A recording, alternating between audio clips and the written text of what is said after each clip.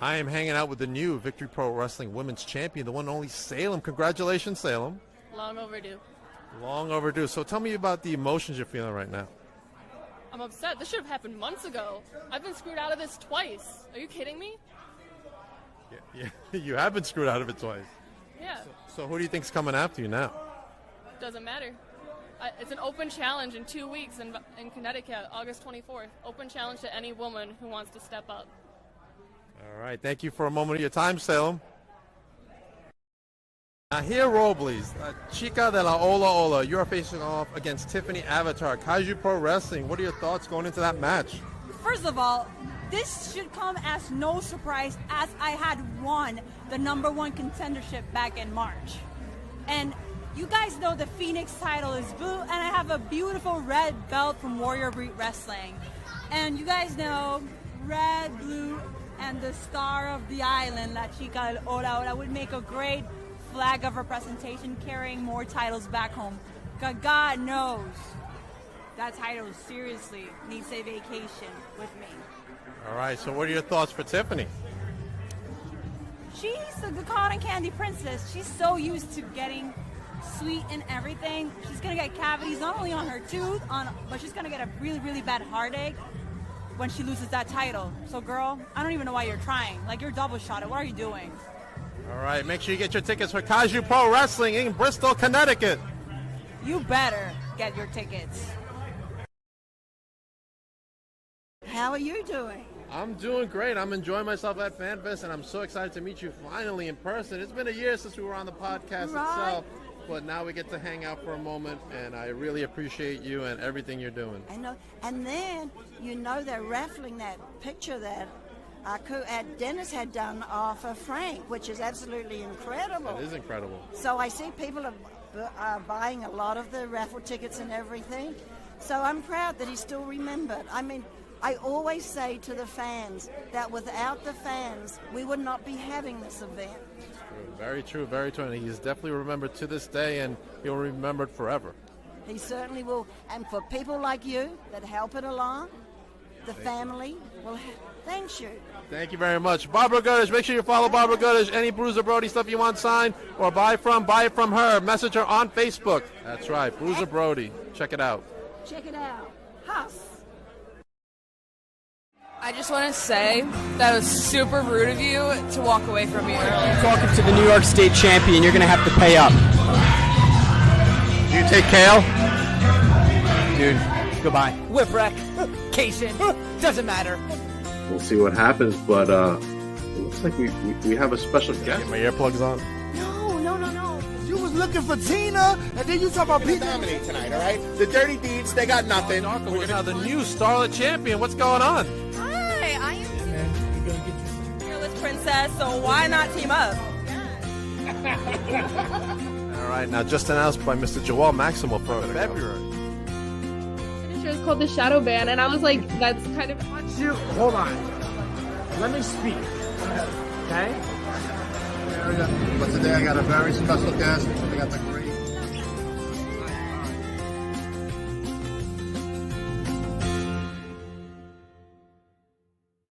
Welcome to Beyond the Barricade. I am your host, Papa Dank, and today I have a very special guest who is the current Invictus Pro Wrestling Women's Champion and former VPW Women's Champion, the one, the only, Mckenna. Hi. What's up? I am the witchy champion of Invictus Pro Wrestling. I have my title are the right witchy here. champion. I took it off my altar just for you, Papa Dank. I appreciate that very much, and that's a beautiful title. What does winning this championship mean to you? There we go, right side. That's beautiful. I love it. What does the title mean to you, being the champ?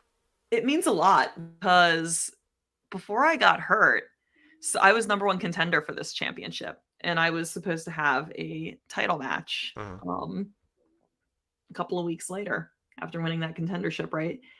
And then I got hurt, and I could not have that #1, and I could not cash in that championship match. So Edith Surreal took my place, and she won the title, and she had a very illustrious long reign. Well, I was out for a year and a half rehabbing from extensive shoulder surgery.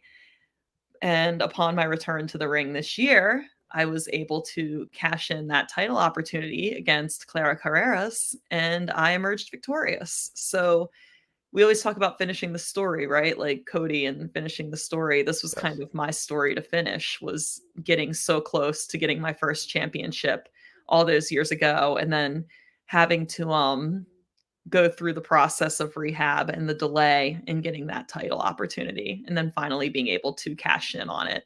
It just felt really good to like close the book, and then I can move forward in my career and I can leave that behind me. And I can continue on the path as the Invictus Women's Champion. That's awesome. Now, who do you want to face next for your title? Is there somebody you have in mind? I actually welcome all challengers. I've had a fair number of matches, and I've had something like 84 different opponents for only having been actively in the ring wrestling 2 years, almost 2.5 years. I don't really count the time I was out. I wasn't working, right? Right. So I've had a lot of different opponents to begin. I would love to like get back in there and mix it up with some opponents I've wrestled in the past and see if they've grown and they've changed, or any new competitors. I'm definitely down. I just had a very hard fought, tough battle against Jordan Blade, and I defended my title against her at Invictus last weekend. Still champ, but I love being tested. I love those challengers who come and they're intense and they are competitive and they're strong, and it's not going to be easy. It just makes the win that much more gratifying. There was certainly a point in that match where I was like, okay, like, am I going to be able to do this? Like, Jordan's a force.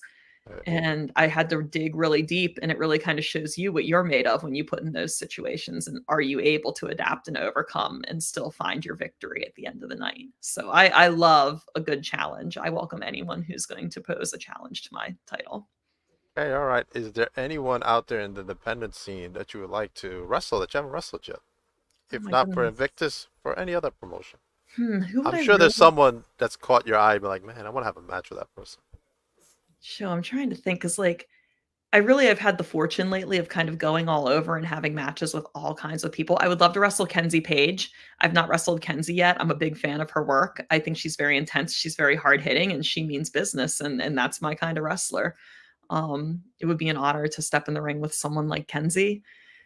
I'm trying to think of who else. I would love to wrestle someone like Nicole Matthews from the Pacific Northwest. She's been on the scene for years. She's a veteran. She's, again, a very tough competitor. I have a lot of respect for her and what she's done for women's wrestling on the indies. So I would love to wrestle her.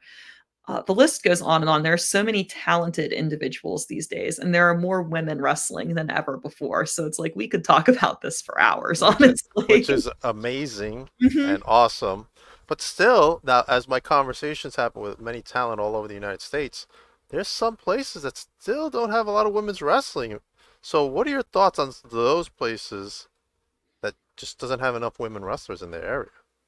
I mean, and how you can inspire women's wrestling for more women to be wanted wrestlers. I have actually found that there's a pretty sufficient amount of women wrestling these days, most places, like all different levels, all different skill levels, all different experience levels, right? We have a true plethora and variety of women on the indies, which is really, really awesome.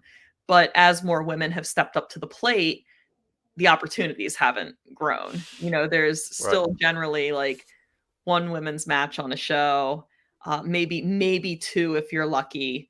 Usually there's anywhere from 6 to 7 men's matches. There's a variety. So you'll have tags, you'll have trios, you'll have triple threats, scrambles. So those are all like multiple opportunities for men to get a shot and bust in. But if the only thing happening on your show is one women's singles match occasionally, that's not a lot of opportunity for all the new girls that are out there, right?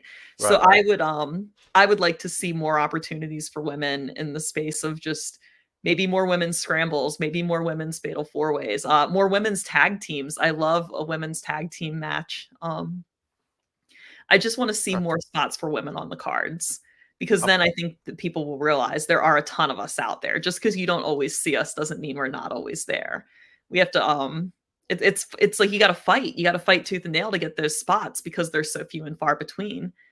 An example I use is if you're a woman in wrestling and you have bookings, and let's say you have a cancellation 2 or 3 weeks out, you're probably not going to fill that weekend because everybody has booked their one women's match for the months in advance. Versus if you were a male competitor and you have a cancellation 2 or 3 weeks out, the odds are pretty good you could just show up to some place and get thrown on, right? Because there are so many more men's matches on the cards. So I would just like to see more women's matches on the cards in more places. And I think that then you'll see the true depth of talent that exists on the indies. There is a reason I asked you that, because I do a lot of interviews for Arkansas, a lot of federations, and there's like this comment. We have a lot of quiet Northeast down Arkansas. Yeah, I know an amazing wrestler from Arkansas, Nyx the Goddess. She's Nyx. awesome. She is awesome. I know Nyx. I do like Nyx. Shout out Nyx the Goddess. Shout out down to Arkansas. She is pretty awesome. I'd love to see her come up north at one point. Yeah. So tell me about some of your goals that you have set for yourself for this year at least. I felt like when I started wrestling, I was extremely, extremely driven to make it to the top as quickly and humanly possible. And then I realized that that's not realistic and that there is so much that independent wrestling has to give. So this year in my comeback tour, I've really tried to complete stories that were left open-ended when I was out with my injury. I have tried to branch out and wrestle in states for promotions that I've not been to before and get out of the Northeast. I have tried to do a variety of shows, so not everything has to be this big streaming deal. I've tried to work some smaller shows, some school shows, brewery shows, fair shows, anything where I can just get experience working in front of different crowds and seeing how different people take in wrestling. A big goal this year of mine was to have a match on SCI weekend, which I did on their Futures show against Alexis Littlefoot. That was a great opportunity. SCI is always full of top indie talent, and the Futures is always full of upcoming talent. So to be included in that field was an absolute honor. It's really been a good year for me. I'm very, very happy with my progress in wrestling this year. Man, I'm so excited for you. I'm so happy. I've got to see you wrestle twice up here in the north, and I'm like, man, this girl's got talent, man. So you good stuff. And you said something in some. I don't know if it's talent or if it's hard work, because I'm gonna let you in on a little secret. It's gotta be both, though. When I first started wrestling, I had to work very, very, very hard to be serviceable. This was not something that I took to like a duck or very easily, right? I had to work very hard. I had to put a lot of hours in at open ring. I had to put a lot of hours in on the weekends, and I've had to put a lot of reps in just to understand what I need to be doing. It was not something that was very instinctual to me, despite being an athlete for most of my life. So, well, I guess I had a little bit of like athletic ability from other things I had done. Professional wrestling is something I have very much had to work very, very, very hard at to be successful. And it's been a great journey, and I wouldn't have it any other way, because I sometimes feel like when you are someone that has to work very, very hard for something, you appreciate the fruits of your labor so much more, but you also get so much more out of the journey because it's a learning experience through and through. That's true. And I heard you said in some other forum, I won't mention the forum, but that you for you to work the crowd sometimes, you go and you do the 50-50 raffle.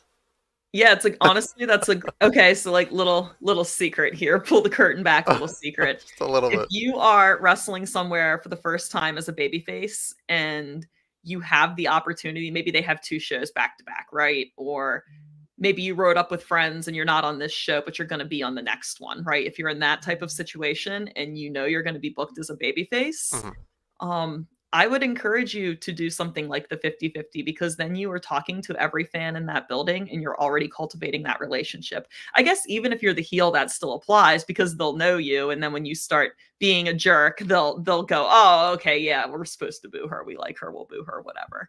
But I think that those relationships with fans are so important. I was never a wrestler's wrestler. If that's a term, right? You know, like a comedian's comedian, right? I was never a wrestler's wrestler. I attribute so much of my success to my fan base and people just rallying behind me, getting behind me and supporting me and pulling me up when I'm down. So I have always tried to make time to cultivate relationships with the people that go out of their way to come to our shows. When I heard that, I'm like, man, that's actually really good to do. Like, really great. I've never seen. I've been in a lot of federations up here in the Northeast. I've never seen anyone do that, and I was like, man, that's awesome. That's great stuff. Is the 50-50 like a Northeast wrestling thing? I feel like it's more of like a Yeah. Southeast No, we Midwest do it thing. up here too. Yeah, You yeah. do it up okay. Yeah, yeah, we do it up It's like here. the 50-50 ticket and the hot dog and the beer. It's like the holy trinity of independent wrestling. That's right. I'm gonna bring up a comment over here. What would you say to a young lady trying to get into the business? I would say like work hard and don't look for shortcuts. Sometimes when you're a woman in wrestling, you are presented with the opportunity to take a lot of shortcuts, whether it be going straight to the top for bigger bookings or just getting kind of pushed through your training a little bit easier. Like always put the work in and always see the process through, because even if it takes longer on the front end, you will be so grateful that you did that when you get to the back end. Just don't look for shortcuts. Just do the work you need to do to be where you want to be. Don't be short-sighted. That's great advice. hmm All right. If you could pick one person to team up with in a match, who would you choose? Oh man, there are a couple of people I would love to team up with that I just sometimes I like think about, like, what if I had a tag team with this person? What would I be like? I would love to tag with Amina Belmont and be like the Phoenix Goddesses. Okay. I would love to tag with like Landon Hale and we could be the Witch Doctors. Or maybe I could tag with CPA and I can be 401 Kaia. Like, I just think of like fun things that would be That's fun. Because awesome. to me, wrestling should be fun. And that is the appeal to me, is like when Right. wrestling is fun and entertaining. I saw like a fan tweeted that it would be cool to see a stable of like me, Megan Bain, and J Rod as like goddesses, because we're all very tall, very strong, beautiful women. And I'm like, that would be really cool too, right? So I think there's like a lot of meat on the bone. I don't know. Just put me in like random tags. Let's go. That I'd like to see you do random tags. That'd be great. That's so fun. Robbie says thank you. My daughter Yeah. needed to hear that. All right, You're Robbie's welcome, daughter Robbie. wants to be a professional wrestler. That's awesome. See, look at that, inspiring. Oh no, That's what like, I I do my worst over here. I try to be relatable because we're all human at the end of the day, and we all have we have experiences. right. It That's is a good great thing. name. I agree. I think Landon actually came up with that. He pitched it to me once, and we wanted to do it, and we just haven't gotten around to it. So when you asked me the question, I was like, that would be a fun one. I would love What to about tag with Landon what on about that. a tag team up with Knicks? Yeah, more goddesses. I'm More telling you, goddesses. we're gonna have a whole stable here. The goddess So great. stable. I love it. Goddess stable. Speaking of witchy stuff, how did you come up with your gear and all that stuff? With my gear, to me, like, as a witch, like, I was always very drawn to like the moon goddess Selene. So I use a lot of moons and stars and that type of imagery in my gear in general.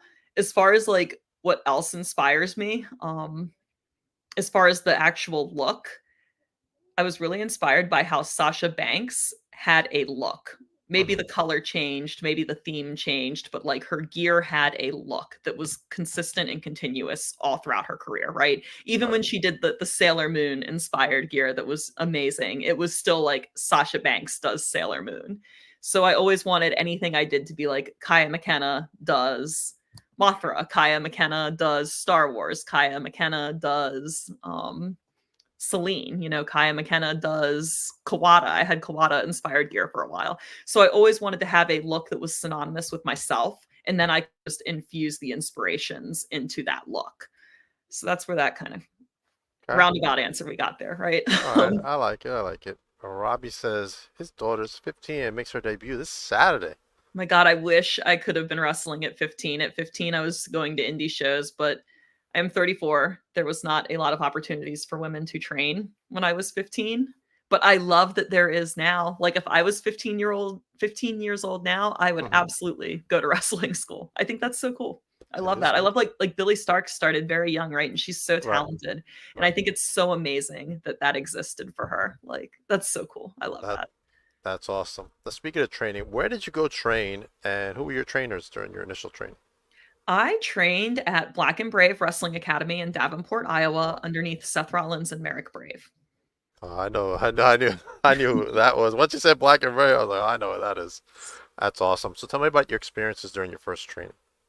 It's very tough. It's like wrestling boot camp. Obviously Seth is a very, very busy guy. His time is very limited. He's very giving with the limited time he has, but we're not going to waste it, right? Right. So they mean business, and they have a very high standard, and they have an expectation that all the students need to meet, and you need to do it. Like there's no shortcuts, right? There's no coddling. You will do it, and you will come out better on the other side. So it was very, very tough. It was probably like the hardest thing I've ever done in my life. And I used to do competitive martial arts growing up. So Right. take that for what you will. But I think that sometimes, again, when things are difficult, you just come out better on the other side. So I'm glad that they were very thorough and that they had an expectation we were all expected to uphold. And they really went out of their way to teach us the proper way to do professional wrestling. They're great coaches. Awesome. Good stuff. Good stuff. Let me see. What do you like to do for fun? What are some of your hobbies you got? I like fishing. I really like fishing, actually. I like sewing. Obviously, I make my gear. I know that's still wrestling adjacent, but I've always enjoyed sewing. If I didn't wrestle, I'd probably do some sort of cosplay because I just like sewing that much. What are my other hobbies? I really like to read. I like to read books. I like to sit outside and just like read. I spend a lot of time on the computer for my day job. So most of my hobbies do not involve technology at this point. They involve getting out and touching Nature. grass. Yeah. Or just, I really going to the gym is a hobby for me. I've always liked to do something physical, even before wrestling. Like I did CrossFit for a little bit, and then I went through a phase where I was big into yoga. I love to skateboard. So it's, I have many, many things that I do. Most of my hobbies are outdoors, though. I really try to not be in the house on technology when I can avoid it. Awesome. So it's safe to say your favorite food is fish? No, I like No? tacos. I do like Tacos. like a good mahi taco. Now you're Like that's talking good. tacos. Yeah. I'm from a beach town, so it's, that's a big thing here is like the blackened mahi soft tacos. Where has been your, out of all the states you've been into, what has been the best taco experience you have? That's a tough question. It's I would say anything like Texas. Texas just has really, really good Mexican food, probably okay. because it's very, very close to Mexico. Gotcha, I'm gotcha. gonna give it to Texas. Texas had very, very good Mexican All right. tacos I'm when gonna I have to was try there. some Texas tacos. California too, though. California has a good taco game, I would say. Awesome. What are some of the promotions you want to work in that you haven't worked in yet? And we're not talking about, let's leave the big ones out. Let's talk about the independents here, right? Man, that's actually kind of a tough question because I feel like I get around these days. I So work a you're lot all of over. places. I would absolutely I would work for First Wrestling in Minnesota. I love what they're doing up there. That's a goal of mine. I love what Eric Cannon does. I would love to work out at West Coast Pro. I love what like Scott and Vinny are doing out there. I think that's an incredible promotion with a ton of really good talent. I'm trying to think of where else I'd really, really, really just want to work as far as the indies are concerned. I would love to eventually get to a point where I could maybe have a match at Deadlock Pro. I think I still have some work to do before I could hold my own there because they have an incredible talent field of women. Like Miyu Yamashita, and then like Hyan works there, and she's just incredible. So I would love to be able to put the work in and step up my game and maybe be at some of those places within the next year.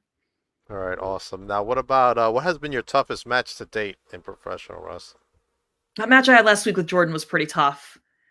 I feel like I got my ass kicked, bro. Like sometimes you're like, oh my God, like what did I bite off more than I can chew here? But, Right. but again, those are the experiences that make you better. So it's good to have them. That match was very, very, very tough. I'm trying to think of other matches I've had. I mean, every match is tough for different reasons, right? Because nobody wrestles the same. Nobody approaches a match the same. Right. Some people are very agile and quick. Some people are very strong and they overpower you. So you have so many different experiences. I would say, now I'm trying to think back of all the matches I've had recently, like what would actually be tough. I could tell you like all my matches were fun. I really do have fun when I wrestle. I wrestled Ella Envy at PWF earlier this year, and that match was really tough. She is very hard hitting and very intense.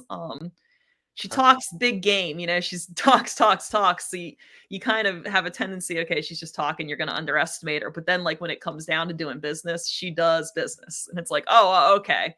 So she'll like talk the talk and do the business. Like Right. it's tough, and then it's mental at the same time, right? Because you have someone who's fighting you and they're hard hitting, but then they're also like so quick and clever and witty and they're ridiculing you. And it's like the assault, like not only the physical assault, but the mental assault from an opponent like that is really hard to withstand at times. She's a very tough competitor. All right, we have a wrestler in the chat from Arkansas. That's Ali X, and she says, check out MCW in Osceola. Osceola, Arkansas. I'm going to be honest. I do not know where in Arkansas that is. I know where Arkansas. I don't know where Osceola is. Is that like anywhere close to Little Rock, or would it be more like in the eastern part of the state? All right, Ali, you let us know where yeah, let me know. Robert says, who are your top 5 all-time favorite male wrestlers, I guess? It changes. There are a lot of people I like for very differing reasons. I would say I love Misawa. Misawa is the GOAT. Like, I guess some people would argue that with me. They have in the past, but I think Misawa is the GOAT. I love Danielson. I love Dean Malenko. I love watching Dean Malenko matches. Top 5 men's wrestlers. Who else do I really, really like? I really, really like Skida. I think he's incredible. He's so innovative. I love his style. It's so smooth. I'm trying to think of who else. I need a 5th one, don't I? Let's go with Eddie. Eddie's great. I watched Eddie all the time growing up. Eddie was so good in the ring, but he was just such an entertainer and such a showman. There's so many wrestlers that are good for so many different reasons. I love the Great Muta too. Again, I love the theatrics of wrestling. I love when it feels like it's this soap opera almost, this like combative theatrical performance. That's when wrestling is the best, in my opinion. Ali says they're right by the Missouri border. All right. Serena says, I think you should check out the South, definitely Arkansas and Tennessee, especially American Hostile Championship Wrestling, TNR Championship Wrestling, and Arkansas Wrestling Association. That's a bunch of companies. Yes, I am working in Tennessee in October. I will be returning to TWE in Chattanooga in October on the 12th. So I do have Tennessee on the list. I've not worked Alabama yet. And I'm pretty sure I will be back at Action Wrestling at some point this fall as well in Tyrone. So I personally, the South is my favorite territory to wrestle in. Like, I will just say it. I think the fans are great. Everyone is very nice. The promoters are super cool. It just, the experience of wrestling is very, very fun when you're in the South. I have a great time when I wrestle in the South every single time. I love working in the South. I'm trying to make a show in the South. I got a lot of friends down there nowadays. Abigail says they would love to have you at TNR Championship Wrestling. I'll check it out. You guys, my Twitter is at Kaia MCK, so just tag all these promotions so I can go follow them, and that will make it easier for me to maybe fit them into my schedule as I move forward in the coming months, because then it gives me a jumping point. Please, just any place you want to see me, just tag me, because then I can add it to my list of places I need to get to. And trust me, she's busy. She's putting in the work. Well, you have to. Well, it's tough because like you want to stay balanced. Like you don't want to beat your body up so much that you're having an issue there, right? Yeah. So you want to get your experience, but you want to take care of your body. And when I first started wrestling, I was like, I just need to wrestle as much as humanly possible every weekend, right? Like I'll wrestle 2 and 3 times in a weekend every weekend. And then it gets to a point where you're like, okay, I'm confident in my ability as a wrestler and I know what I'm doing. So let me just wrestle Saturdays. But every Saturday, I'm going to go somewhere different that I haven't been before. Or I'm going to try to like move up the chain a little bit and like cut back on the amount of small shows I'm doing. And to me, that's career progression, right? Is when you start being a little bit more selective and start trying to escalate your career, right? And move it up the ladder. So that's something I've also done this year is I've tried to wrestle once a weekend, but just make it sure it's somewhere different that counts. Right. Robbie says they would love to have you at TNR Wrestling. Robbie is the owner, just so you know. Okay, Robbie. I'll see if I can pull up.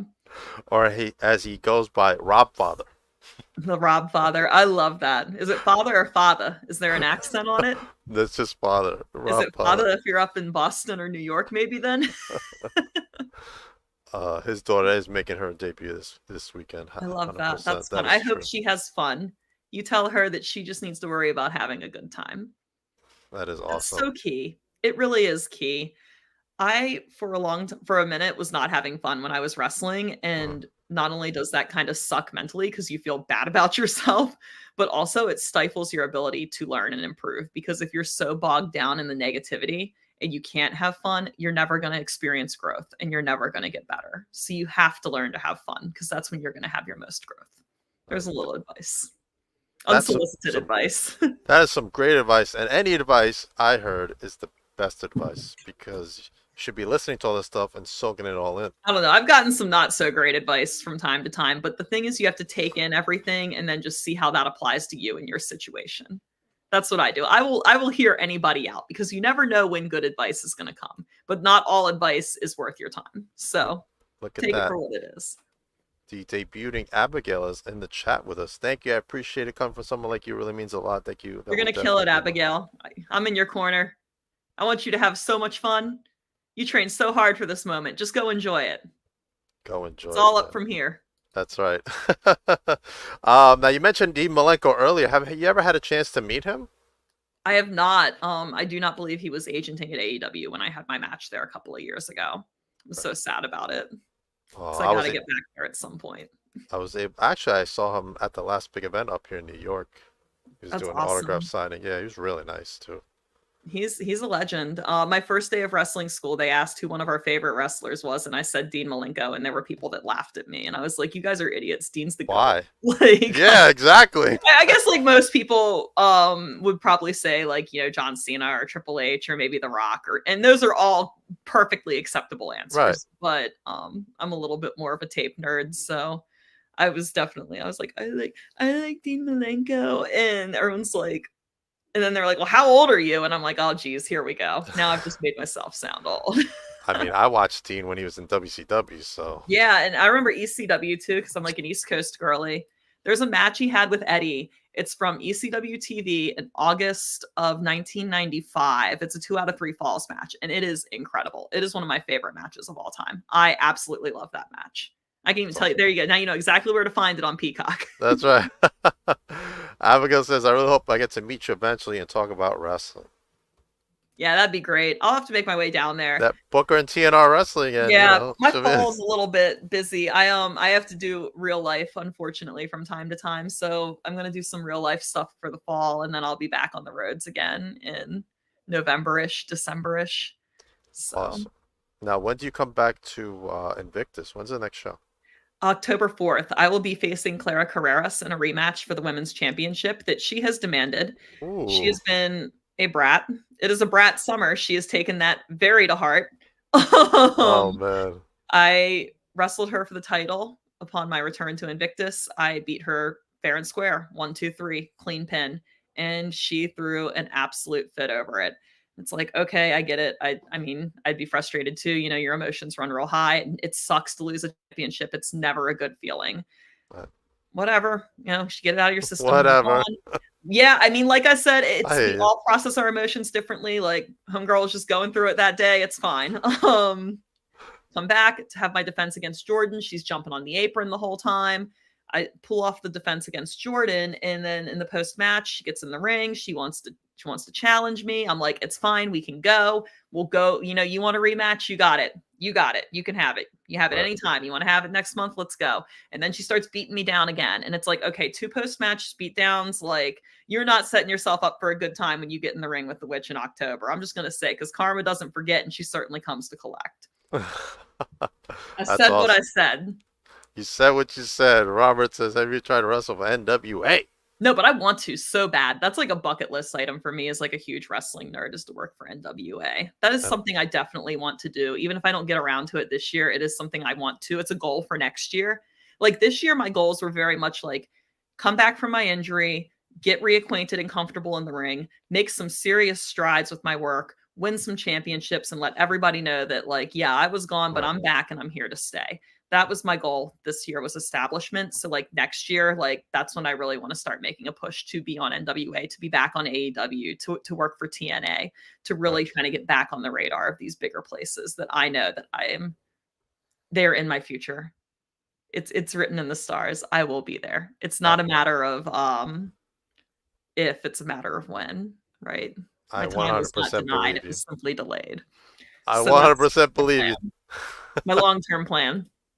Now, speaking of NWA, they're coming out here to Philly at the end of the month for NWA 76, and my pals, the Slime Balls, are on top over there. They'll be doing a meet. Oh, I see them.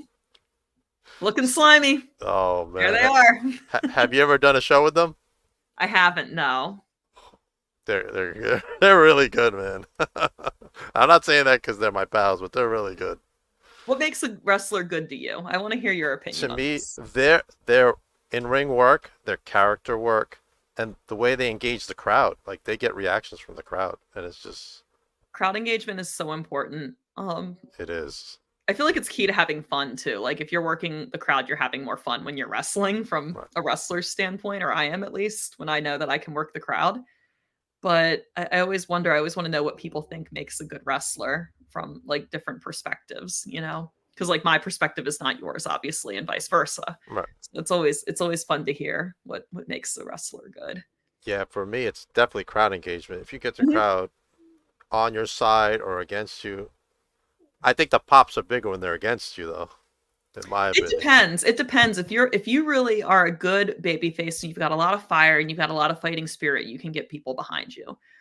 Um, One of the things I noticed, because I spent some time on the shelf, but I still went to a lot of wrestling shows. I did a lot of ring crew and floor production for GCW in my time off. Huh? And you get to see a lot of matches, all the places you go, and you get to Right. watch them from the crowd. And one of the things I noticed is there are so many missed opportunities to engage with the crowds that wrestlers just don't take. Like Right. you don't necessarily see it when you're in the ring, but when you're watching the people in the ring, but you're also watching the crowd that's watching the wrestling, Right. you go, "Oh man, this crowd really they just want somebody to engage them right now and they're not giving it to them." And like seeing that and like it was something that I had to take a step back to learn, right? To see it from the outside to like then put it into practice when I came back, right? So I always try to go, okay, like make sure you have moments that you're making people a part of the show. It's almost like when you go to a concert and you're singing the song and everybody's jumping all around and you're all excited. And then the lead singer sticks their microphone out in the crowd and they're like, sing it with me. And then everybody sings the chorus, right? And then the crowd is engaged. So it's like you got to have your put the microphone in the crowd moments, if that makes sense, where you make them a part of what you're doing. That's how I think about it now. I had like this big light bulb moment when I was out injured, and this is how I think about it now. That's awesome. Man, you're just awesome. You're just really a nice person, and much Dude, I tried it. success to It's so you. much easier to be nice. Like every time in my life where I've tried to be an asshole, it's been too much work. It's so much easier to just be a nice person, guys. Like honestly, It is a lot of work being a jerk. it is. I don't know how people do it. Dude, they're stressing all the time. I guarantee you, they're just stressed. No way, not me. All right, let's bring this up for you. You Oh yeah, got the this Rumble in weekend. Rocktown coming up. Tell me Home, about home this. sweet home, SCW Pro, Black Tell and me- Brave adjacent. Tell me what's going on here. Oh, okay. I'm wrestling Saturday and Sunday at Wake Brewing in Moline, Illinois. Alternating Currents is an art festival that occurs every year in the Quad Cities, and SCW Pro is a part of it. Sweet. So I'll be working 2 intergender matches that weekend. I will be wrestling up-and-comer Calvin Kelly on Saturday, Okay. the 17th. He's been wrestling a year now. He's a newer graduate of the Black and Brave Wrestling Academy. So I love testing myself against new people. He's very young. So it's like, okay, I'm going to have to learn how to temper the pace, right? Because I'm old. I don't move as fast. Let's be honest. I'm excited to mix it up with Calvin. And then on Saturday, I'll be wrestling Shane Hollister, who is a Midwest staple. He is a Midwest legend. He has been on the scene for 20 years. He's so good. I don't get a lot of opportunity to wrestle people with that type of tenure, especially as a women's wrestler. There just are not women on the indies that have been working that long. So I am very, very excited to get in the ring and test myself against someone with that sort of tenure and experience in this business who is very well respected. Awesome, man. I'd like to thank you for joining me on the podcast. Please let Always. everybody. I'm glad I was able to come on. It's I been know. busy past couple of weeks, but we made it happen. It's been a while, but hey, the most important thing is you came, and I'm so excited to have you on, and much success to you, which I know you're gonna have anyway. But let everybody know where they can follow you. Kaia MCK right down here on all social media channels. So that's Facebook, Twitter, Instagram, TikTok, you name it. That is me. You can follow me there. You can keep up with the shows that I will be on, all the new gears I'm making, all the places I'm going, my travels, my pug. It's all there. It's So all just there. follow there. All right, there is a question somebody wants to ask you. Abigail had a good question. How did Kaia handle being out of wrestling with her injury? Not very well at first. I was a It's maniac. tough. I was very angry. I did not handle it very well. Admittedly, I did not handle it well. It is. It's like when something you love is taken away from you and you can't do anything about it for a period of time, right?